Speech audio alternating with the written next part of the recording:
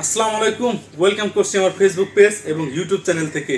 আজকে আমরা যে দুটো বিষয় নিয়ে কথা বলবো সেটি হচ্ছে নুরুল হাসান সোহানের বিধ্বংসী ইনিংস এবং সাব্বির রহমানের ক্যামিও ইনিংস নিয়ে কথা বলবো।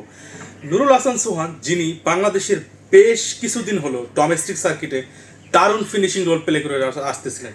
বিশেষ করে আমরা যখন ঢাকা প্রিমিয়ার লিগ খেলা দেখি তখন শেখ জামাল ধানমন্ডির হয়ে তিনি খেলেন, তিনি ক্যাপ্টেন্সি করেন, তখন আমরা বেশ কিছু ইনিংস দেখছি তিনি ম্যাচ শেষ করে বের হয়ে আসছেন। আজকেও তার ব্যতিক্রম নয়, কিন্তু আমার এখানে কিছু কোয়েশ্চেন আছে। তিনি কেন ন্যাশনাল টিমের সার্কিটে থেকে নাই? তিনি কেন ন্যাশনাল টিমের বাইরে? তার থেকে অফ ফর্ম ব্যাটসম্যান তারা বারবার সুযোগ পেয়ে যাচ্ছে। আমি জানি না টিম ম্যানেজমেন্ট বা ন্যাশনাল টিমের যারা নীতি নির্ধারক আছে তারা কীভাবে এরকম একজন প্লেয়ারকে জাতীয় দলের বাইরে রেখেছেন। তো আমার কাছে মনে হয় যে এই ইনিংসের পরে আশা করি যে নুরুল হাসান সোহান তিনি ন্যাশনাল টিমে ডাক পাবেন এবং বেশ কিছু ইনিংসের সুযোগ পাবেন।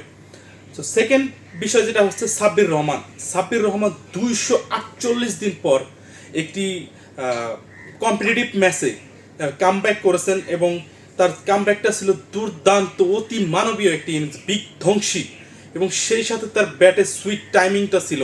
আমরা যদি খেয়াল করি তিনি যে 9টা ছক্কা মেরেছেন, সেই ছক্কাগুলো কিন্তু প্রথম দিকে একটু ছোট ছিল, পরের দিকে কিন্তু ক্রমেই সেটা বাড়তে বাড়তে অনেক বড় ছক্কা পর্যন্ত নিয়ে গেছেন। কিন্তু এর পিছনে কারণ কি? তিনি যে সুইট টাইমিংটা করেছেন, ব্যাট সুইং করেছেন, সেখানে তার দারুণ টাইমিং ছিল, যার কারণে তিনি এই ছক্কাগুলো মেরেছেন। সুতরাং আমরা চাবো যে এরকম কিছু প্লেয়ারকে যেন টপ লেভেলে সুযোগ দেওয়া হয়। এবং আমরা সবাই জানি সাব্বির রহমানের ক্যাপাবিলিটি নিয়ে, যে তিনি তার অ্যাবিলিটি কতটুকু, তিনি কিভাবে ডেলিভার করতে পারেন। সুতরাং আমার বিশ্বাস যে এরপরে হয়তো তারা ন্যাশনাল সার্কিটে ফিরে আসবেন। সো আপনাদের কি মতামত জানিয়ে দিন কমেন্ট বক্সে, এবং সাবস্ক্রাইব এবং ফলো করতে ভুলবেন না। ধন্যবাদ সবাইকে।